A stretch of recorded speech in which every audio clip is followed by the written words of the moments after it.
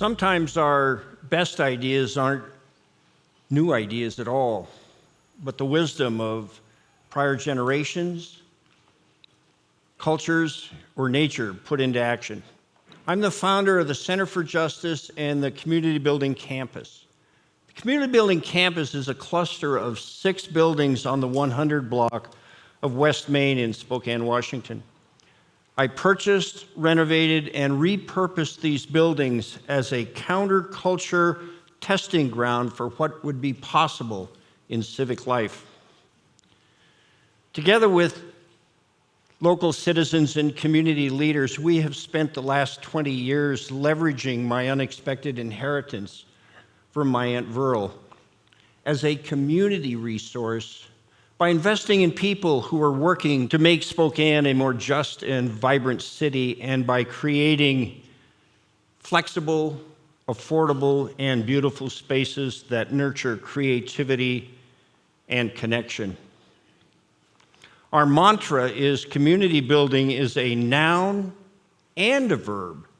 As a noun, it is a place designed with connection in mind.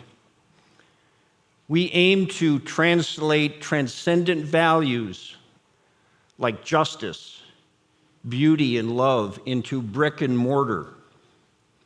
As a verb, it's a call to action, an invitation to show up and participate, to nurture and be nurtured, to love and receive love.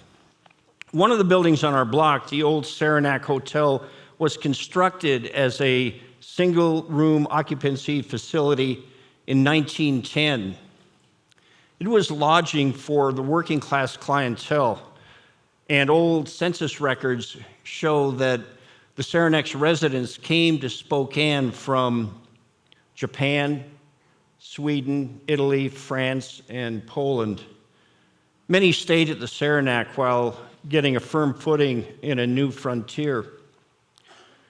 By 2004, the building had deteriorated and was vacated, and I purchased it soon after. It was clear in my eyes that I did not just purchase a building, but invested in a historical monument to the working class and a promise of a more diverse America. My team and I are stewards of the building, as we are the other buildings on the community campus. We don't manage them as private property, but as dynamic spaces welcoming stories from the past, even as we're writing new ones now. One of the reasons that I'm able to focus on building community rather than building personal wealth is my own background, which is not that different than some of the residents of the old Saranac Hotel. My father supported our family on his painter's salary and often used alcohol to soothe his physical and emotional aches. My mom was sick on and off most of my life and struggled to manage chronic pain. Still, because of their personal sacrifices and encouragement, I was able to pursue a professional career as a lawyer, choosing to be a civil servant and public defender rather than joining a more prestigious law firm. If I was a plumber, I would have started a nonprofit plumbing firm. But as a lawyer, I started a nonprofit law firm called the Center for Justice in 1999 to amplify the voices of people not often heard. We had difficulty finding adequate office space for the organization, so I bought a building and invited other nonprofits to join us to solidify the mission of the space. We called it the community building. Another way to state the intention of the community building campus is this: everything we do should be grounded in our oneness. 35 years of studying meditation and Buddhism has revealed to me that true community, true oneness, cannot be rationally understood. Community happens in the present. It is here and now and must be experienced.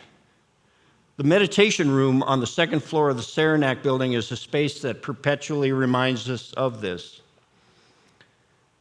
If separation is the lie that divides us, then connection is the truth that unites us. If separation is the lie that divides us, then connection is the truth that unites us. We invited a dozen nonprofits to share the community building with us, but more organizations than we could accommodate wanted to join us, so we decided to expand the project. Over the next 10 years,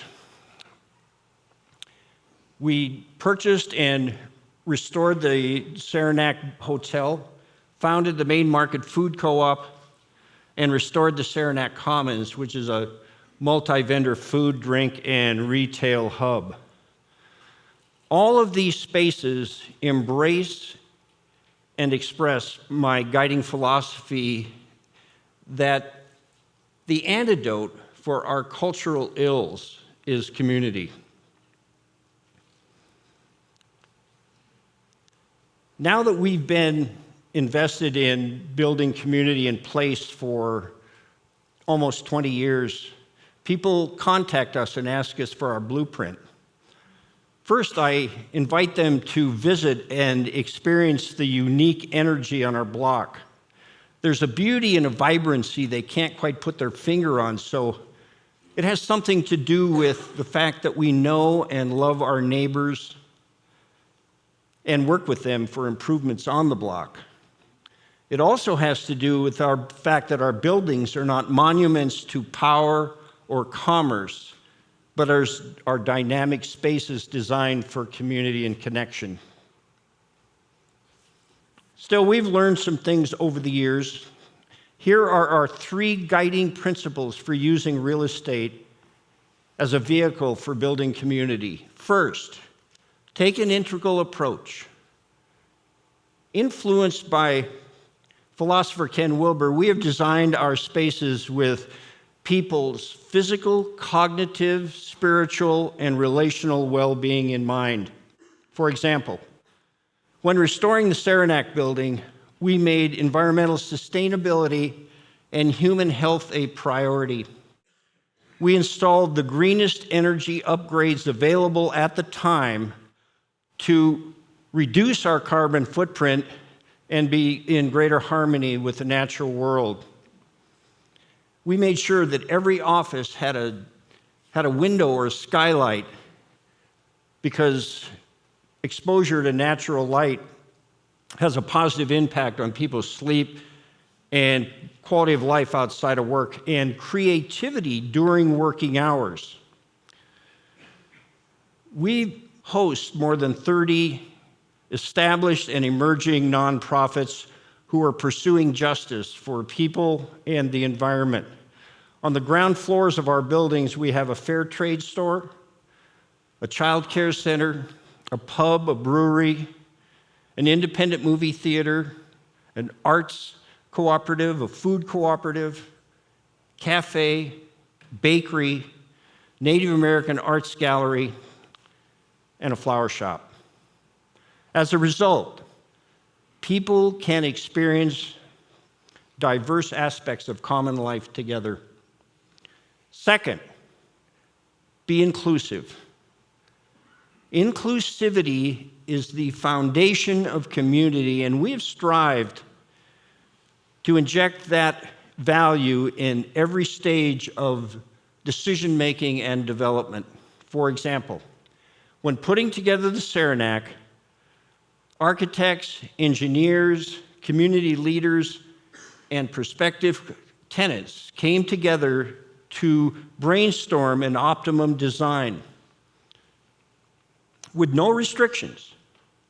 The only requirement was that the final space be green, that is sustainable, using as few new resources as possible, and beautiful, inviting, aesthetically pleasing, inclusive.